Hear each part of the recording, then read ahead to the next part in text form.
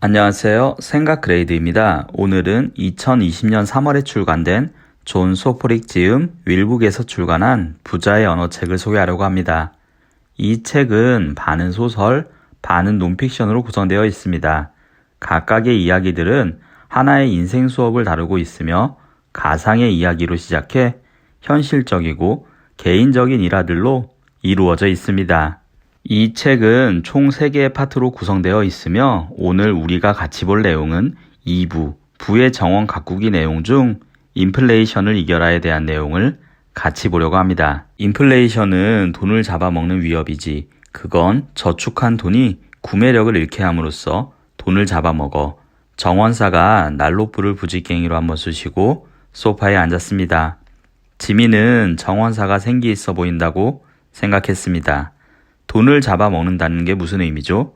지미가 물었습니다. 돈의 가치가 떨어진다는 말이다. 지금까지 우리는 은행에 돈을 차곡차곡 넣어두는 일의 중요성에 대해서 이야기했지. 하지만 인플레이션이 문제야. 현금을 더 나은 곳에 쓸 방법을 찾아야만 한단다. 투자를 하거나 그렇지 않으면 구매력을 잃는 거야. 그럼 지금 말씀하신 건 이제 제 저축을 주식, 채권, 부동산, 어쩌면 사업으로 옮겨야 한다는 건가요? 그게 바로 인플레이션의 현실이야. 은행 안에 있는 현금은 인플레이션에게 먹힐 테니까. 지미에게는 공식적인 투자 경험이 없었다. 자세히 설명해 주시겠어요? 그가 물었다. 정원사는 인플레이션이 돈의 가치에 어떻게 영향을 미치는지 설명할 가장 간단한 방법을 골똘히 생각했다. 립 밴 윙클 이야기 알지? 한 남자가 잠이 들었다가 깨어나 보니 20년이 흘러가 있었다는 이야기다. 미국 독립혁명도, 아내가 죽은 것도, 딸이 결혼하는 것도, 손주가 태어나는 것도 못 보고 말이다. 지미가 대답 없이 끄덕였다. 정원사는 말을 이었다. 작가가 말하지 않은 건 이 불행한 친구가 잠이 들 때 지갑 속에 $100가 들어있었다는 거다. 20년 후에 깨어났을 때 $100가 도둑 맞지 않은 채 지갑에 들어있는 걸 보고 기뻐했다. 하지만 잠을 오래 자는 사이 물건값이 2배로 뛰었다는 걸 곧 알게 되었다. 지미가 미소 지었다. 물리적으로 한 푼도 잃지 않았지만 그가 깨어났을 때 $100로 살 수 있는 것은 절반밖에 못 산다는 것을 깨닫게 된 거네요. 그러니까 인플레이션 상승 효과로 더 가난해져서 깨어난 거군요. 정원사가 거드름을 피우는 목소리로 말했다. 내가 이 이야기에서 읽어내야만 하는 게 있지. 립 밴 윙클과 우리의 경우가 크게 다르지 않는 거야. 역사적 인플레이션 비율을 감안하면 재화의 가격은 20년마다 2배로 뛴단다.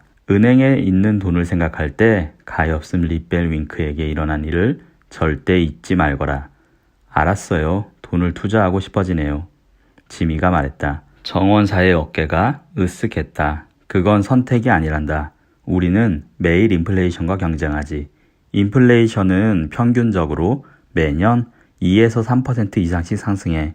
자, 이제 립 밴 윙클 같은 결말을 맞지 않으려면 내 돈에 대한 투자 상환금이 어때야 할까? 구매력을 유지하려면 돈을 3% 성장시켜야겠지요. 맞아. 돈이 그 가치를 유지하기 위해서는 인플레이션율만큼 성장해야 하지. 비용과 세금을 제하고 나서 말이야.